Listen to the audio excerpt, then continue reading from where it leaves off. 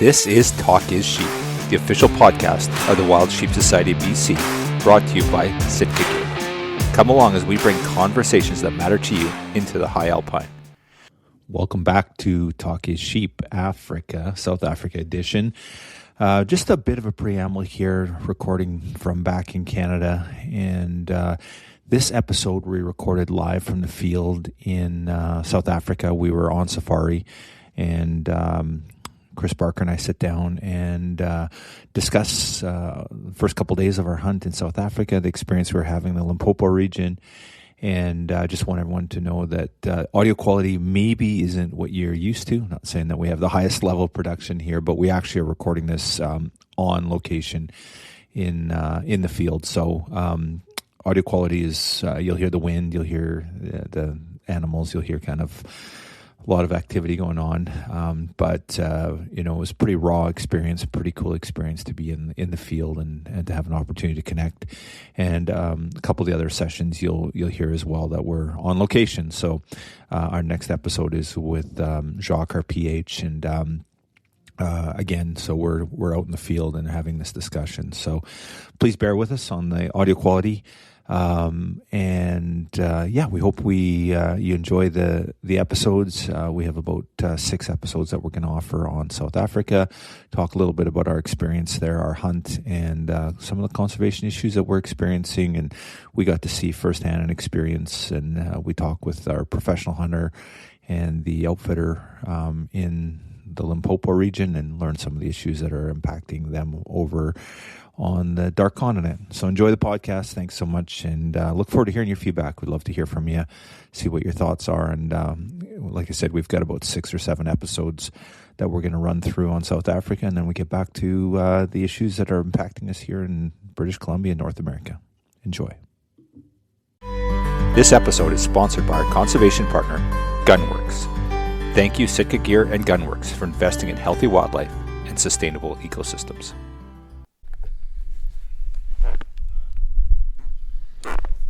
Yeah, so like I said, day 3, so a bit of a recap. So day 1, we had we had meat on the ground. I guess we could back it up even. There's so much we've done already. So first of all, I guess just getting out here was an adventure itself. Yeah, wasn't it? 31 hours? Is that what it was? 37 for you? Yeah, exactly. Yeah, but then, we did the recap at Africa Sky, and that was an amazing experience, obviously. They treat us so well there. And then the Bosveld Jacobs crew picked us up at the hotel, and it was about, 4 hours up to? I think 4.5 hours to the Rian's bar. We had a beer. It was nice. Yeah. Some fries, and then about another 40 minutes to main camp from there. Yeah. And the camp, wow. It's not a camp. I think they called it barndominium, and it was just next level. It was unbelievable. Yeah. I mean, you pull in, and all the Land Rovers are all parked in there, or the Toyotas, Land Cruisers, they're all parked in the garage. You walk through a huge French door and into like a family room, trophy room. The big 5 are sitting there. So the main feature is an elephant. Then on the left there's a hippo. On the right, rhino. Yeah. And then there's a couple cats. There's a freaking amazing lion and a leopard. And a leopard, yeah. And then there's the Cape Buffalo. And the Cape, yeah. And a beautiful bar, beautiful dining room set up. So yeah, we arrived there. I guess technically day 1 of the safari, and ate dinner at 8, to bed. We didn't get to bed too early because you're eating at 8 o'clock, and by the time you sort of have a few visits and off to bed, and then we left. Well, breakfast is at 5:30 every morning. We were on the road by 6. I think we were a few minutes late that first morning, and you were kind of up with the bow. You kind of had first dibs on anything, hopefully with your archery stuff. Yeah, no, it was cool. Like I said, we got to shoot the bow. Made sure myself was sighted in, not the bow. But yeah, we left at 5:30, and it's about an hour drive to the hunting concession we were hunting. So it was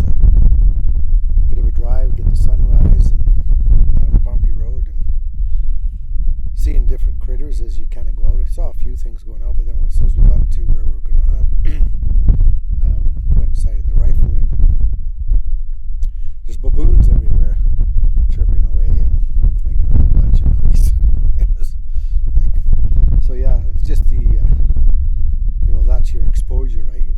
Driving along and you see baboons, and then I guess we'll dive into what we saw as we were driving around hunting. But got the gun sighted in, and off we went. And I think we maybe went, I don't know, half an hour. We ran into, we saw that kudu and some blessbuck, and then there was a single impala that I put a stalk on. I think I got to about 40 yards on him, and the wind was just swirling, so I couldn't. He just kind of walked out of there. Stalked him a couple of times. The second time I only got to about 100 yards on him. But that was the intro to Africa with the archery equipment. Yeah, and before we even popped up with the vehicle, we see this massive white thing on the skyline up on the mountain. We're like, what? And like, yeah, it's a bull giraffe. We're like, what? Literally on the top of the mountain, there's a freaking giraffe, and it's just towering. And then, of course, you did your stalk, and then shortly after there, we jump in the vehicle, and there's, I think, 3 giraffes. There's a mom with the baby giraffe was still nursing. It was super cool. It was tiny. Looked like it was 3 feet tall. It's hard to judge, but at 150 yards probably or something like that.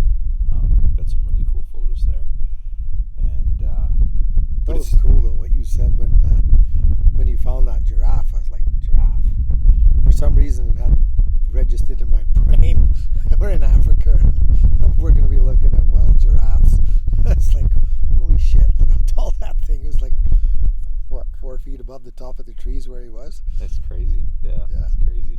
Yeah, it was kind of took my breath away for a minute. It's just like, holy shit, a giraffe. Yeah. Well, it's cool with you bow hunting too. I think like there's something unique about here bow hunting. Like there's so many opportunities, but it seems so much more challenging. There's the wind is a bit weird. Like it's always swirling. You're like, oh, it's out of the south, now it's out of the north, and then there's eyes everywhere. Like there's literally, like, get back home, you see a moose, you make a stalk, and you like whatever. Like you probably got a pretty good chance if you're half good at it, because wind's usually pretty consistent. It can be wonky in the mountains, as we know. And then, of course, it's probably a single moose. Like, I guess maybe caribou or something's a bit different, but sheep, I guess, can be in a band. But, man, here it's like there's literally like 4 species and 100 animals. Yeah. It's like, good luck with that. Yeah, I think, well, when we got further on, but like either everything's grouped up. So you've got impala, you got zebra, you got wildebeest, and blessbuck, all and sable, all in one area. Yeah. Like, and once one gets a look at you, they're all gone. It's like, yeah, we walked up, we were putting that stalk on those warthogs, see what they were, and there was a bunch of blessbuck, and I think I got, what, did I move 10 feet? They're looking at me, and it's like, okay, we're out of here. Yeah. Yeah. Oh, it's a pretty unique experience, and but yeah, just like every time you look around, you see something different. Like today we're driving in here, and you're like, yeah, there's a golden wildebeest, and then there's like 8 of them, and they're super rare, but in this area they're known for it, and there was 2. It was super cool. We're here in the rut, and there was these 2 bulls, and there was the dominant bull and then the satellite bull, and he was running he was herding his cows but running the satellite off. And you said it, and I agree with you. It was exactly like elk. Like it was elk-like behavior, right? Yeah, it's unreal. That's such a beautiful animal, like the gold and the hide and the horns. And the horns are lighter than the blue wildebeest too. It's like, it's pretty cool. Yeah. Yeah, like that first day, what did we say? We counted 12 different species.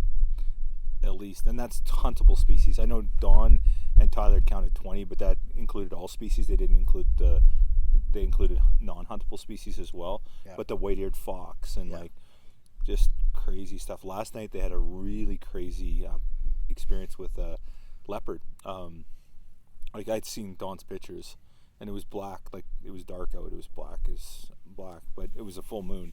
and they had the spotlight on it. Was a mom and a cub, or was it two, or I don't. Mom and a kitten. Yeah, that's right. Older kitten, like almost probably a year old. Right. Yeah, like some crazy experiences. And then yesterday we come in here. We hunted the same area yesterday, and we're driving in, and we go past this bull giraffe, like he's freaking literally 20 feet from the road, and then we come around the corner, and there's 3 hippos in the pond right there. It's just like, it's surreal.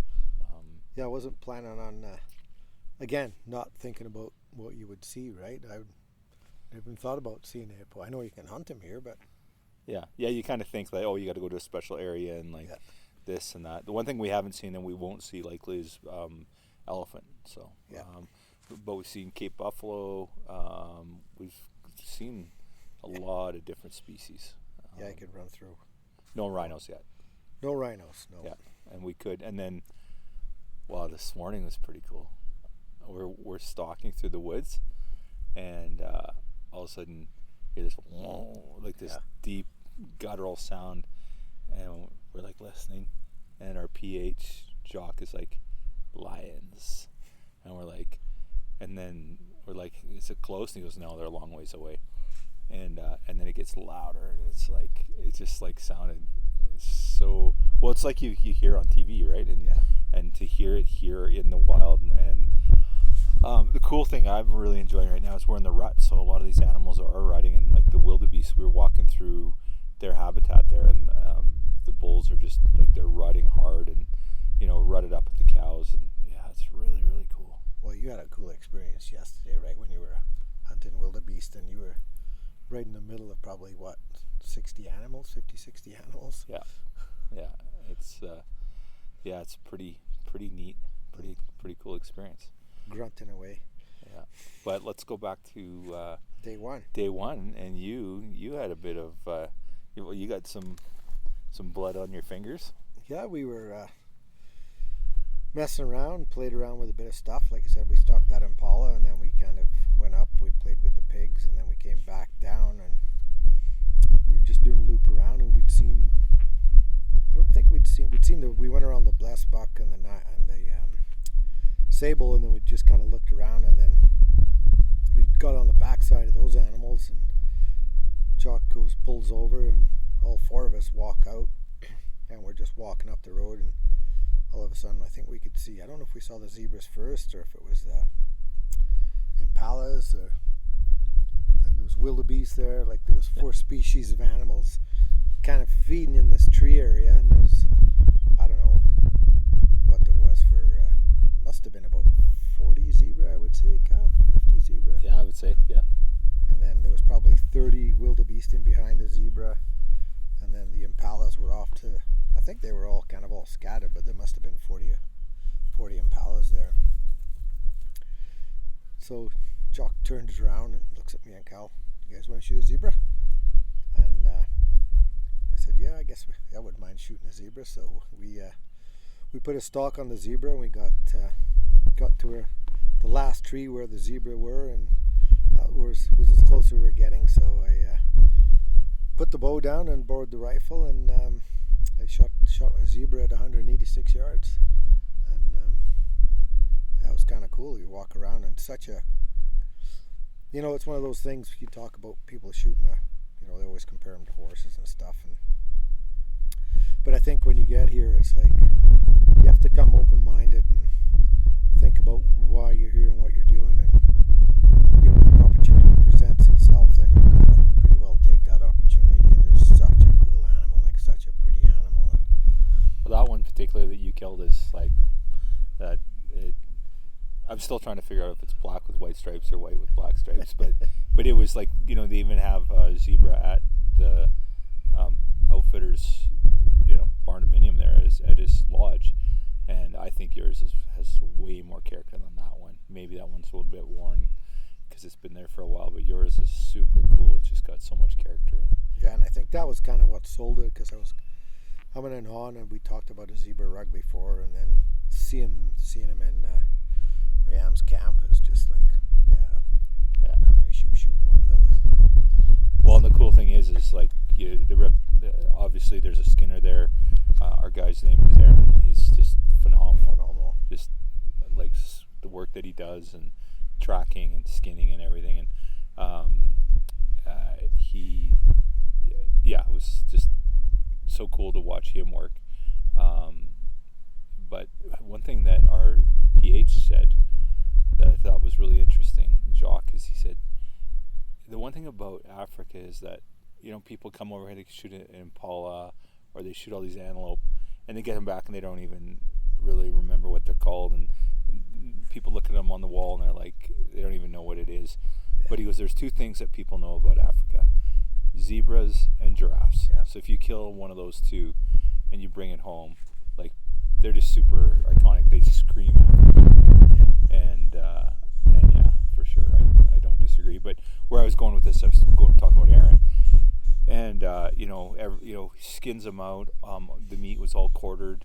The meat care looked to me, we didn't get to see a ton of it, but was like, it was all. So first of all, there's a skinning shed at some of the concessions, which he took it back and did all the work there, and then it was completely covered. So we came back at the end of the hunt, and had this green fabric. I don't know, probably loincloth or whatever it was, but everything was completely wrapped up, and then it got put in the back of the truck and covered, and you just know that meat's really well taken care of. And then it either gets eaten in camp, or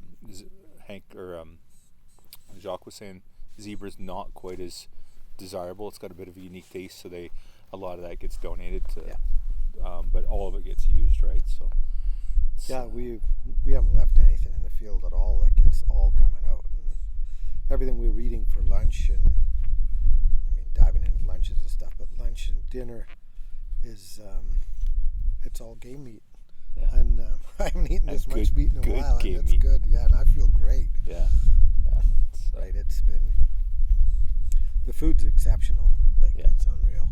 Well, day one when we got here, they cook everything on the open fire. Even like here we're having lunch. He figured it was eland meat pie, and he just started a little fire, and they've got a grill, and they grilled this up on the open fire, and served it to us hot. And we're just like, oh my goodness, this is so good. What did we have on that first day? So first night, open fire. Oh yeah, well that was at lunch. But yeah, it was. He had. I think it was burgers. It was wild meat. I can't remember what it was. Kudu. Wildebeest or was kudu? it? I can't remember which one. But it was phenomenal. He did. Yeah, it gets this big fire going. Gets the coals reduced down to coals, and then cooked our burgers there, and we're having burgers out. And like, we're literally in the middle of nowhere. Like, they just find a quiet, calm area where there's some shelter, and the big thing is getting you out of the sun. And there we were. The cool spot we were is, like, it was right where you killed your zebra. We're sitting up, looking down over like this massive plain, and there's like sable and zebra and wildebeest and blessbok, and other stuff, I'm sure. It's pretty magical.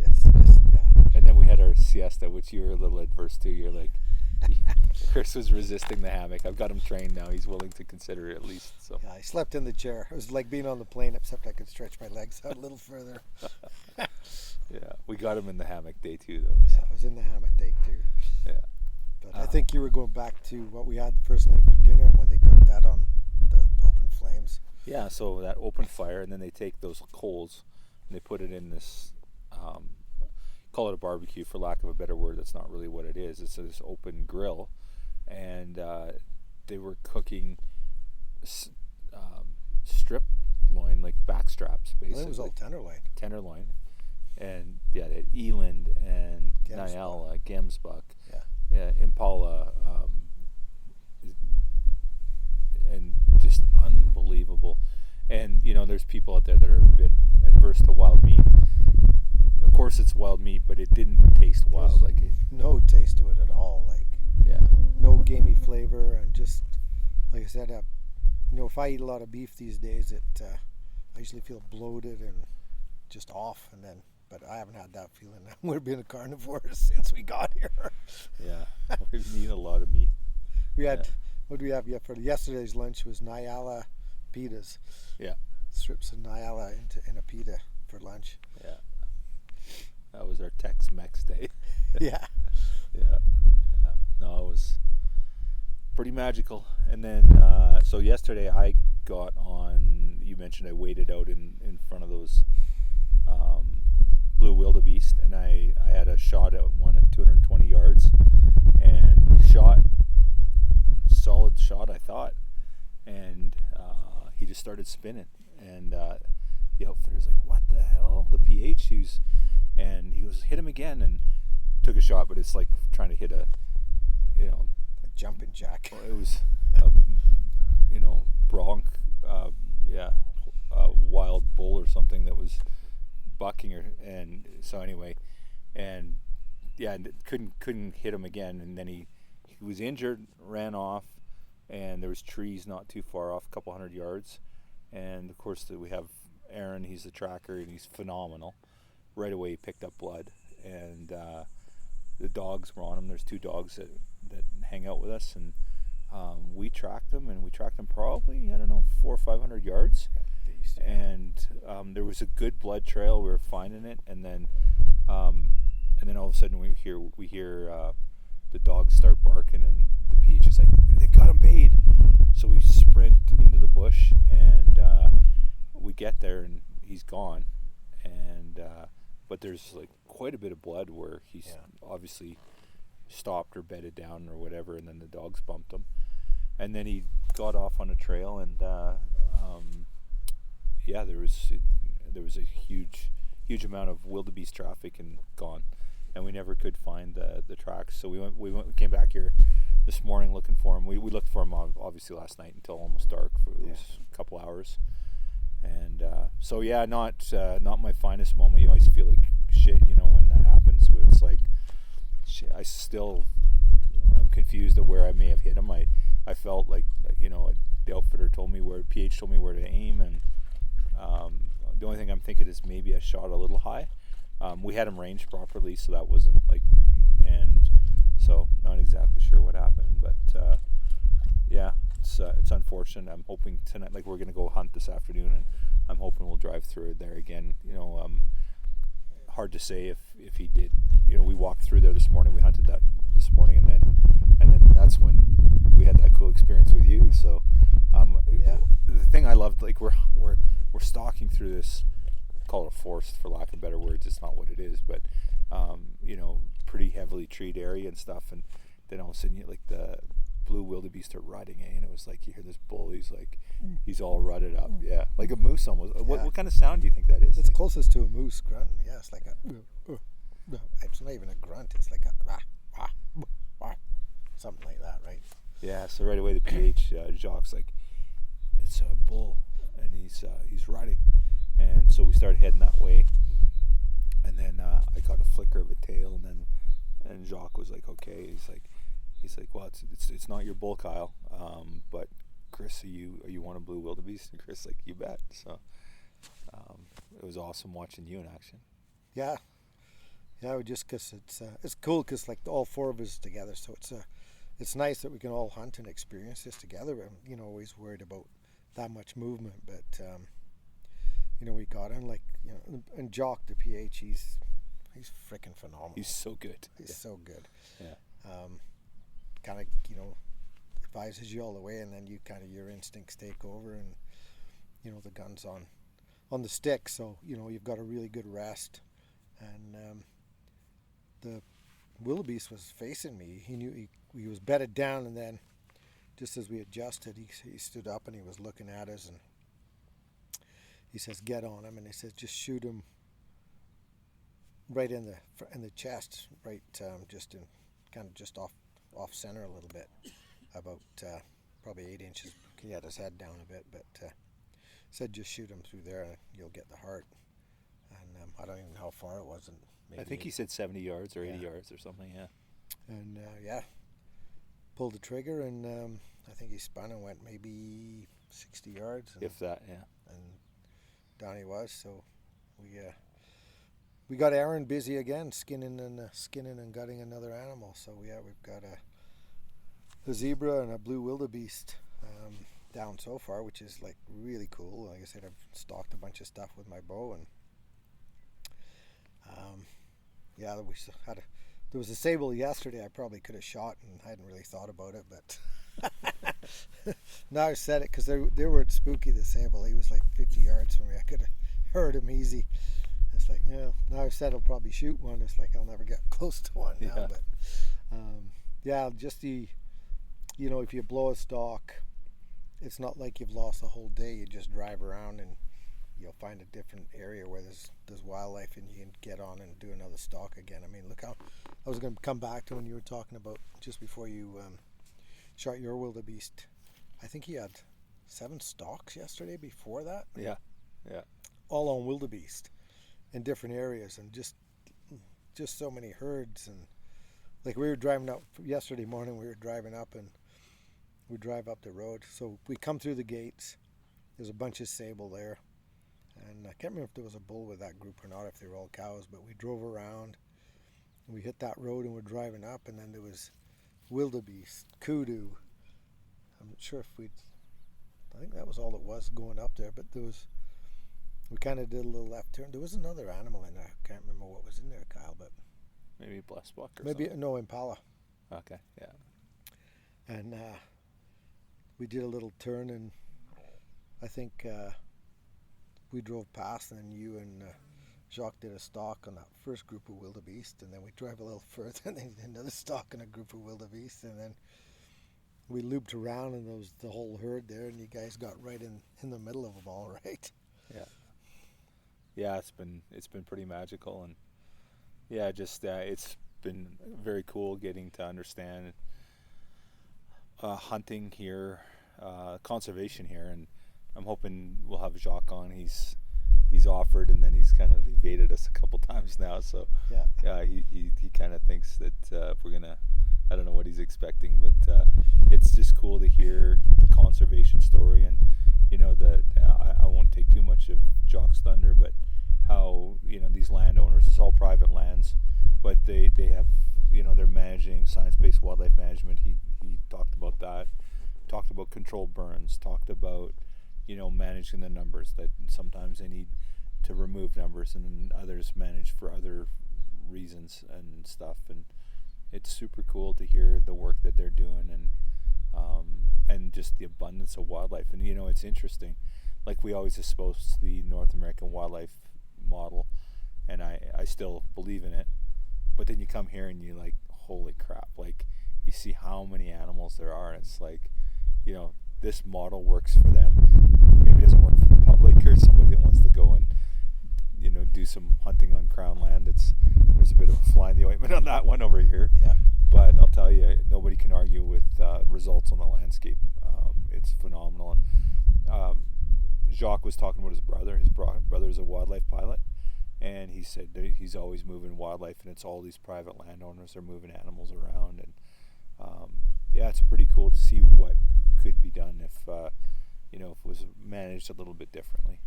Yeah, I mean, and that's, to me, it tells you two stories, right? It's what you can accomplish with the right mind of people, and there wouldn't be the variety of species, I don't think, in Africa today if it wasn't for these concessions, these private landowners. So there is no crown land in South Africa anywhere. It's all the land is owned by private people, but it can only be owned by, I think, you have to have a business in South Africa, I think, or something Jacques was saying. Okay.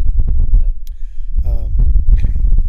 But I mean, their model, and like I said, the amount of animals you see and the variety of animals you see on one concession is just mind-blowing. Like the one we're on right now, where we're basking in this park-like setting is I can't remember how many. I think he said it was like 25,000 acres or something. Yeah, it was a big number. I don't recall. Yeah. And the other one, the first day we hunted, I think it was 5,000 acres of private land. But again, just a variety of species. So like the model works for this, and people get concerned about the fence, and like we saw animals going in and out of the fences all the time, like that war dog yesterday. Yeah.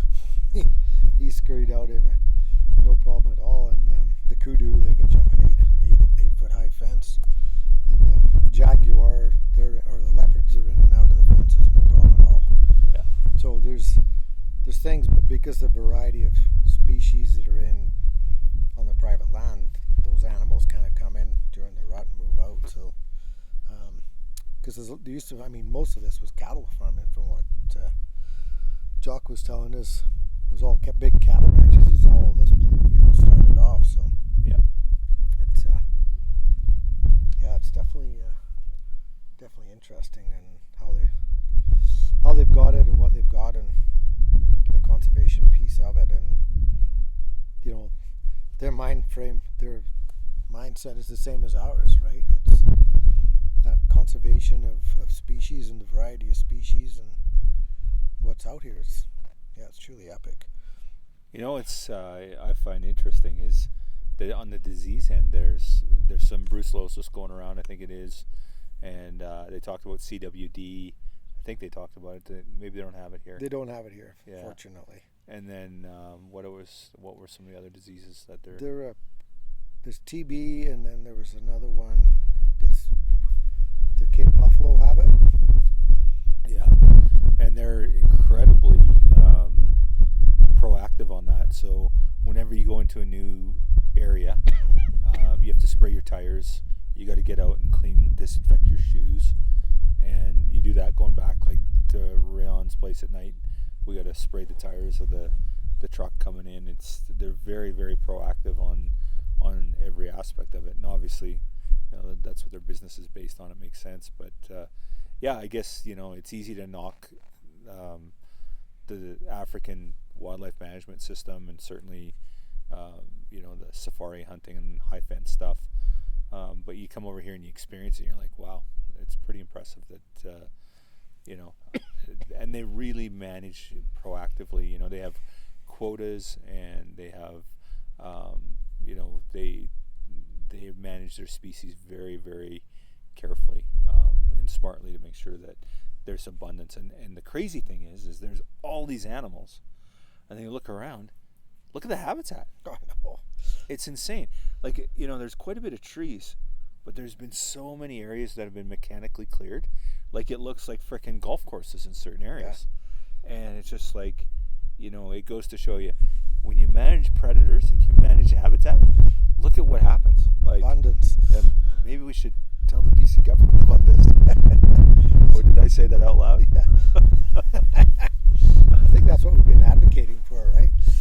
Well, it's just amazing. Like, you look here, and there's so many animals, and you think, well, that the density's too high, and they'll have overgrazed, and there's just tall grass everywhere, like 2 feet tall grass, and it's green and it's beautiful.